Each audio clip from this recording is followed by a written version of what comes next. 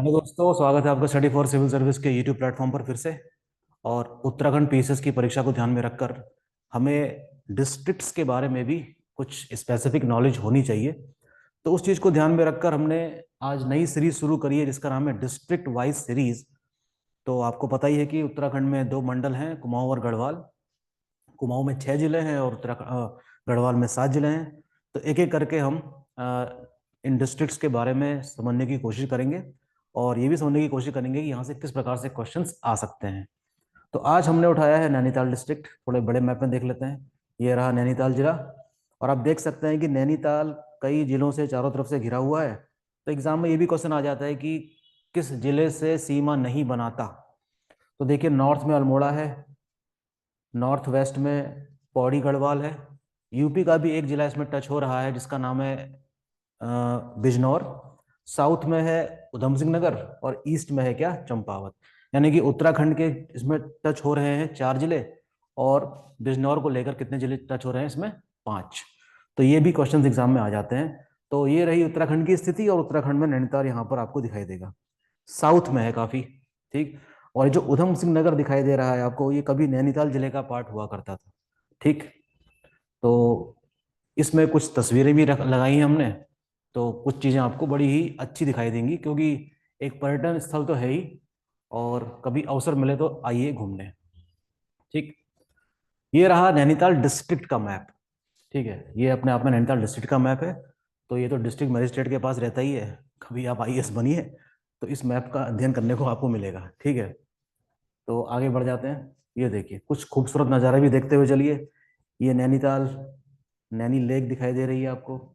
ये दूर से फोटो खींची गई है और ये जो सफेद रंग की चीज दिखाई जा रही है इसमें, ये बादल हैं। और इसके नीचे जो प्लेन्स वाला एरिया है हल्द्वानी का, वो इसके नीचे ढका हुआ है। तो ये खूबसूरत नज़ारे आपको पहाड़ों में देखने को मिलते ही हैं। ठीक। आगे बढ़ते हैं। ये देखिए, ये भी एक विहंगम सा दृश्य है। ये मस्जिद है नैनीताल की, काफी बड़ी सी जामा मस्जिद कहते हैं इसको। और जिसके ऊपर आपको दिखाई दे रहा है, ये तो पूरा आपको जो कवरेज है फॉरेस्ट की, इसमें देवदार के पेड़ हैं, देवदार के। बहुत ही शानदार दिखने को, मतलब देखने में लगते हैं। ये भी देवदार के पेड़ हैं चारों तरफ, ऊंचाई की तरफ जब जाएंगे। और बहुत ही शानदार नज़ारा होता है। तो बोटिंग करते वक्त आप देख सकते हैं इसको। ठीक है। कुछ चीज़ें जान लेते हैं क्योंकि हमें तो एग्जाम पास करना है किसी तरीके से। तो lies in Kumaon division. Nainital कहाँ पर स्थित है, कुमाऊं डिवीजन में है। Also called as lake district. इसको झीलों वाला जिला भी कहा जाता है, लेक सिटी भी कह देते हैं। स्थापना इसकी हुई थी 1891 में। ये फैक्ट इंपॉर्टेंट है। कब स्थापना हुई थी इसकी, 1891 में। कितनी ऊंचाई पर है, 1938 मीटर में। 1938 मीटर की ऊंचाई पर ये स्थित है। इंटरनेट में लेकिन इसकी ऊंचाई 2000 से भी ऊपर दिखाई गई है, तो हो सकता है उसने कोई और पॉइंट लिया हो। आमतौर पर जो वेल एक्सेप्टेड जो वो है, इसका एलिवेशन वो 1938 मीटर ही है। एरिया नैनीताल जिले का कितना है, 3853 वर्ग किलोमीटर। नैनीताल सिटी की बात नहीं हो रही है, क्योंकि सिटी का एरिया कितना है, लगभग 12 वर्ग किलोमीटर। शहर अपने आप में बहुत बड़ा नहीं है ये, बस इस झील के आसपास वाले इलाके ही हैं। ठीक। डिस्कवरी इसकी हुई थी 1841 में। पी बैरन नाम के एक अंग्रेज अधिकारी ने इसकी खोज की थी। और तब से हम कह सकते हैं कि यहाँ पर अंग्रेजों का आवागमन शुरू हुआ होगा। तो यातायात सुविधा भी डेवलप हुई होगी। और कह सकते हैं कि नैनीताल को उन्होंने कनेक्ट कर दिया, किससे, रोड से। और कुछ ही साल बाद 1884 में काठगोदाम का रेलवे स्टेशन भी बनता है, वो भी अंग्रेजों की देन है। तो हम कह सकते हैं कि ये वो समय रहा होगा कि जब नैनीताल वाला जो क्षेत्र है, जब ब्रिटिश कमिश्नरी के अंतर्गत आया होगा, तो विकास देखने को हमको मिलता है। स्कूल्स भी कई सारे स्टैब्लिश हुए जो आज तक स्थापित हैं यहाँ पर। ठीक है। तो इसमें हम कह सकते हैं कि सबसे ज्यादा योगदान किसका रहा होगा, अंग्रेजों का। ठीक है। ये देखिए, आगे बढ़ते हैं। 2011 की जनगणना के अनुसार नैनीताल की जो पॉपुलेशन डेंसिटी बताई गई है वो है लगभग 225 व्यक्ति प्रति वर्ग किलोमीटर। आंकड़े पुराने हैं, अगर कोई नए आंकड़े आपके पास हैं तो प्लीज इसको भी डिटेल में देख लीजिएगा। जहां तक मैं समझ रहा हूँ 2011 की जनगणना के ही सवाल पूछे जाएंगे, क्योंकि ऑफिशियल 2021 की जनगणना के पास हमारे पास अंतिम आंकड़े नहीं है। लिंगानुपात कितना है इसका, 934 महिलाएं हैं प्रति 1000 पुरुषों में। लेकिन क्वेश्चन एग्जाम में ये भी आ जाता है, 0 to 6 ईयर्स के जो बच्चे हैं उनमें भी लिंगानुपात पूछा जाता है। तो इस ये है आपका 902 बच्चे हैं, बालक हैं और बालिकाएं। सॉरी बालिकाएं हैं और बालक कितने हैं, 1000। इसमें से क्वेश्चन इस तरीके से आता है, निम्नलिखित किस जिले में सर्वाधिक लिंगानुपात है 0 से लेकर 6 वर्ष की आयु के ग्रुप में। तो ये भी क्वेश्चन एग्जाम में आ जाते हैं, तो ध्यान देंगे इस बात का। लिटरेसी रेट कितना है नैनीताल का, 83.88, अच्छा खासा है। अर्बन पॉपुलेशन जो है कितनी है नैनीताल जिले में, 38.94%। ये बात हो रही है जिले की। कुल तहसीलों की संख्या 8 और ब्लॉक्स की संख्या भी कितनी है, 8 ही है। नियरेस्ट रेलवे स्टेशन काठगोदाम है, जिसकी स्थापना कब हुई थी, 1884 होना चाहिए, सॉरी गलत लिखा है, ये होना चाहिए 1884। इसको 1884 पढ़ेंगे आप, 1894 नहीं। ओके, प्लीज इसको आप क्या पढ़ेंगे, 1884। आई एम सॉरी, ये होना चाहिए क्या, 1884 होना चाहिए। तो ये कुछ यूजफुल फैक्ट्स हैं जो मेरे ख्याल से आपको पता भी होंगे और याद रखने लेकिन जरूरी है। अच्छा, surrounded by various mountains, Nainital झील आप देख ही रहे हैं और आप देख रहे हैं कि चारों तरफ पहाड़ ही पहाड़ हैं। तो कुछ पहाड़ों के नाम भी पता होने चाहिए हमें। अयरपथ 2344 मीटर, देवपथ 2435 मीटर की ऊंचाई पर है। हांडी बांडी, चाइना पीक, शेर का डांडा, जिसकी ऊंचाई कितनी है, 2398 मीटर्स। और स्नो व्यू नाम की भी एक यहाँ पर चोटी है, जो आप रोपवे से जाते हैं और वहां से आपको नज़ारा दिखता है किसका, हिमालयास का। हिमालय के नज़ारे उत्तराखंड के कई सारे स्थानों से देखे जा सकते हैं, नैनीताल भी उनमें से एक है। क्योंकि नैनीताल उतना ऊंचाई पर स्थित नहीं है जितने की ग्रेटर हिमालयास हैं, तो ज्योग्राफी से भी आप उत्तराखंड की परिचित अच्छी तरह हैं। ठीक है, तो सारी बातें आपको पढ़ते ही समझ में आने लग जाएंगी। ओके, अच्छा, इसकी कुछ बात करते हैं नैनी झील की, कि क्या इसका कोई हिस्टोरिकल रिकॉर्ड है, क्या वेदों में पुराण में इसका उल्लेख हुआ है। तो हमको पता चलता है बिल्कुल हुआ है। इसे नैनी लेक कहा जाता है, त्रि ऋषि सरोवर भी कहा जाता है इनफैक्ट, जो उल्लेख हमें ऋग्वेद में देखने को मिलता है। त्रि ऋषि सरोवर, त्रि ऋषि यानी कि 3 ऋषि। यहां से एग्जाम में क्वेश्चन आएगा, देखिए आएगा क्या, मतलब आ चुका है, हो सकता है फिर से आ जाए। 3 ऋषियों का नाम जान लीजिए, आत्रि, पुलत्स्य और पुलह। आत्रि, पुलत्स्य और पुलह। हु, ये 3 ऋषियों के नाम है। Who upon not finding water in Nainital, इनको नैनीताल में पानी नहीं मिला, डग अ लार्ज होल, एक बड़ा सा गड्ढा खोदा इन ऋषियों ने, at the location of the present day lake, जहां पर आज की झील मौजूद है, और filled it with water from the holy lake Mansarovar in Tibet. इनके पास संभवतः ऐसा माना जाता है कि मानसरोवर झील का इनके पास क्या था, पानी था, उसी से उन्होंने ये झील बना दी, ऐसा दंत कथाओं में उल्लेखित है। लेकिन त्रि ऋषि सरोवर के रूप में ये ऋग्वेद में स्पष्ट रूप से लिखा गया है। ठीक है, मॉडर्न डिस्कवरी हम मानेंगे किसकी, अंग्रेजों की मानेंगे। ओके, नैनीताल जो एक झील है वो नैना यानी कि नैन की तरह, यानी कि आंखों की तरह दिखाई पड़ती है, किसकी, सती की, जो किसकी वाइफ थी, लॉर्ड शिवा की। ऐसा बताया जाता है कि उनके एक एक अंग, जब शिव बहुत क्रोधित थे, ठीक है, तो उनका एक एक अंग कहाँ पे गिर रहा था, अलग अलग स्थानों पे गिर रहा था, और वो देवी पीठ बन जा रहे थे। तो नैन कहाँ गिरे थे, नैनीताल में। इसीलिए नैना देवी और नैनीताल, आंखों की तरह दिखाई देने वाली झील, इंपॉर्टेंट है। ठीक, अच्छा जी, आगे बढ़ते हैं। ये देखिए इंपॉर्टेंट प्लेसेस, नैनीताल जिले में कई सारे ऐसे स्थान हैं जहां पर जिनका विशेष महत्व है ना, और पर्यटन के लिहाज से भी काफी इंपॉर्टेंट है। नैनीताल में स्थित नैना देवी मंदिर खुद अपने आप में एक इंपॉर्टेंट अट्रैक्शन है। नैनीताल लेक के ठीक नॉर्थ में मौजूद है, आप लोग गए होंगे कई बार। मोतीराम शाह ने इसकी स्थापना करी थी। नैनीताल शहर में स्नो व्यू, जैसे कि मैंने अभी आपको बताया, तो ये जो तस्वीर दिख रही है ना आपको व्हाइट कलर की, ये हिमालयास की है। और जाहिर सी बात है कि नैनीताल से दूरबीन से देखने में ये और भी नजदीक दिखता है। ठीक है, तो पूरी रेंज आपको दिखाई देगी, बिल्कुल स्नो से कवर, काफी खूबसूरत। ठीक, तो स्नो व्यू हो गया, नैना देवी हो गया, जिसका निर्माण किसने करवाया था, राम शाह ने, मोती राम शाह ने। और यहाँ पर इस मंदिर से डोला निकलता है हर साल शरद ऋतु में, जिसमें नंदा और सुनंदा नाम की दो बहनें हैं। ठीक है, नंदा सुनंदा नाम की दो बहनें हैं। वो डोरा निकलता है, वो काफी उसका महत्व है नैनीताल शहर के अंदर। ठीक। अच्छा, एक बहुत ही इंपॉर्टेंट जगह है नैनीताल जिले में जिसका नाम है कैंची धाम। इसका महत्व तो खैर काफी पुराना है ही, लेकिन हाल ही के वर्षों में इसका महत्व बहुत ज्यादा बढ़ा है। कई सारे सेलिब्रिटीज ने भी यहाँ पर विजिट किया है, जिसमें जूलिया रॉबर्ट्स तक भी हैं, हॉलीवुड की मशहूर एक्ट्रेस। स्टीव जॉब्स भी थे, और कई सारे इंडियन सेलिब्रिटीज भी यहाँ पर विजिट कर चुके हैं, जैसे कि विराट कोहली, अनुष्का शर्मा। इन वजहों से इसका महत्व और भी ज्यादा बढ़ गया है। कभी कभी यहाँ पर भीड़ रहने वाली जो जगह हुआ करती थी, अब लगभग रोज यहाँ पर अच्छी खासी भीड़ रहती है। तो इस मंदिर का संबंध सीधे सीधे किससे है? नीम करोली बाबा जी से है। नीम करोली बाबा के भक्त पूरी दुनिया में स्थापित हैं, रहते हैं, और हर वर्ष 15 जून को कैंची धाम का स्थापना वर्ष मनाया जाता है। तो इस मंदिर में हुजूम उमड़ पड़ता है भक्तों का। तो ये एक बहुत ही इंपॉर्टेंट अट्रैक्शन मतलब बन चुका है इस समय नैनीताल जिले में। ठीक। तो इनके बारे में तो जानकारी आपको होगी ही। नीम करोली बाबा, इनको हनुमान जी का अवतार भी बताया जाता है।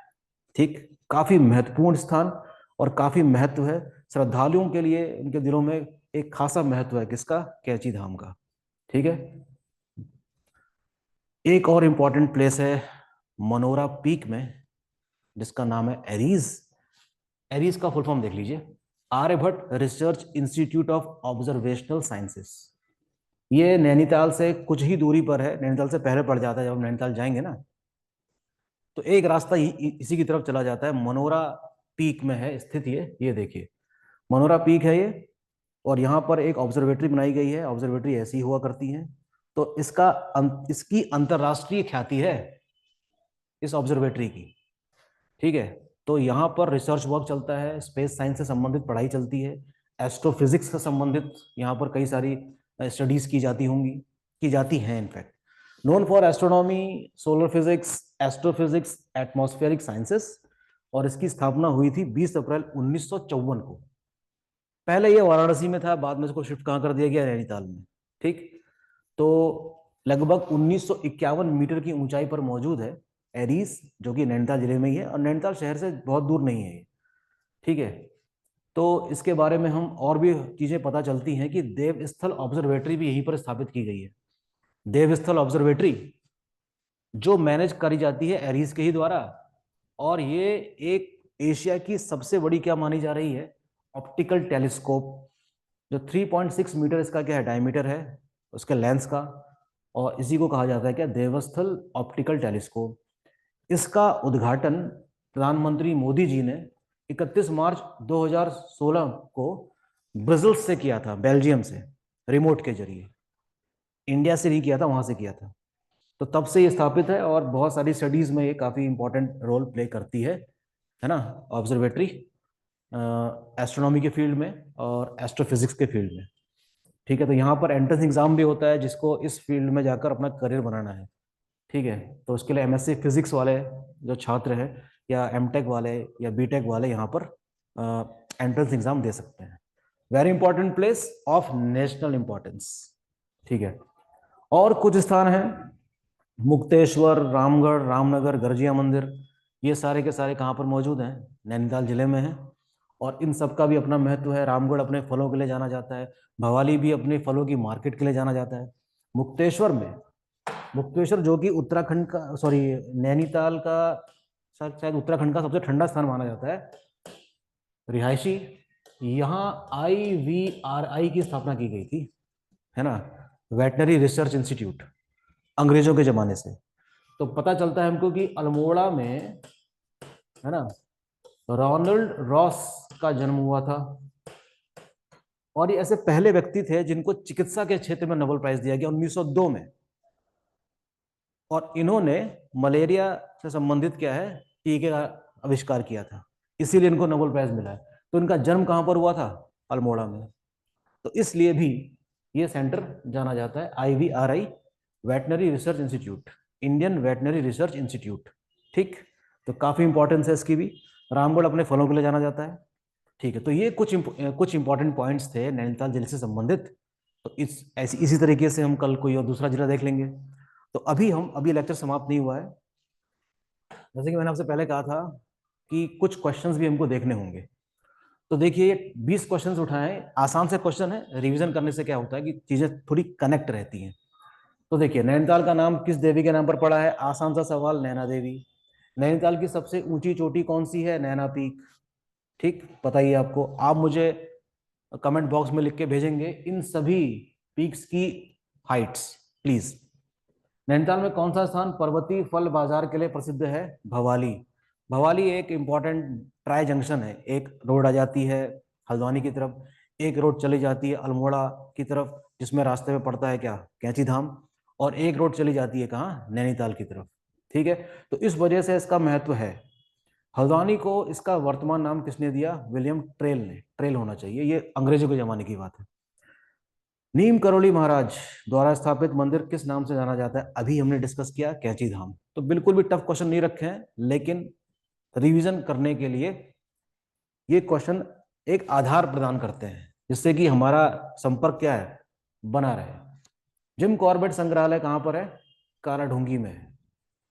इस समय मैं हल्द्वानी में हूं, और ये सारी जगह जिन जिन के नाम मैं ले रहा हूं, ये मेरे से बहुत ज्यादा दूरी पे नहीं है ना? एक एक घंटे की दूरी पे हैं सारे ये, जितने अभी तक मैंने आपको नाम पढ़ के बताया।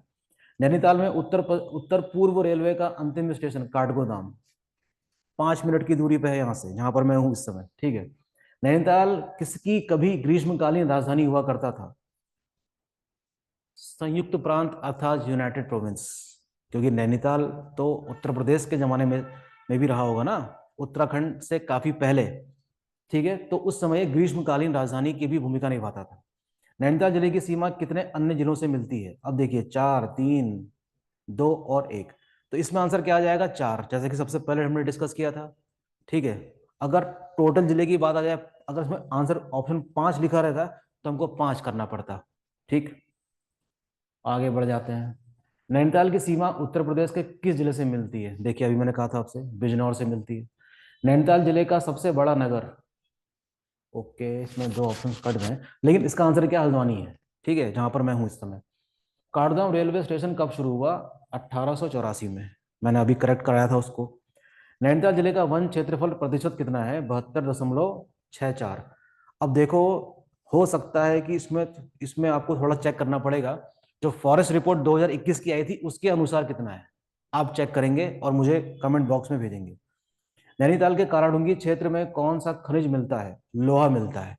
These facts are very important. ठीक, ग्रह नक्षत्र नक्षत्र से संबंधित संस्थान कौन सा है जो नैनीताल में स्थित है? एरीज। अभी मैंने आपको तस्वीर भी दिखाई थी और उसके बारे में बताया था। नैनीताल में स्थित कौन सा वन्य जीव विहार है? अस्कोट तो पिथौरागढ़ में है, गोविंद भी गढ़वाल वाले इलाके में है, नंधौर है। नंधौर नाम की नदी बहती है इस नेशनल पार्क से होते हुए, सॉरी, वन्य जीव विहार से होते हुए, और ये नैनीताल जिले में है। नैनीताल में कौन सा ताल 5 कोनों वाला है? नल दमयंती नल दमयंती ताल। तालों के बारे में आप लोग आसानी से पढ़ सकते हैं, कई 1 से 2 क्वेश्चन एग्जाम में आते ही हैं। ओके, नैनीताल जिले की सबसे लंबी सीमा किस जिले से मिलती है?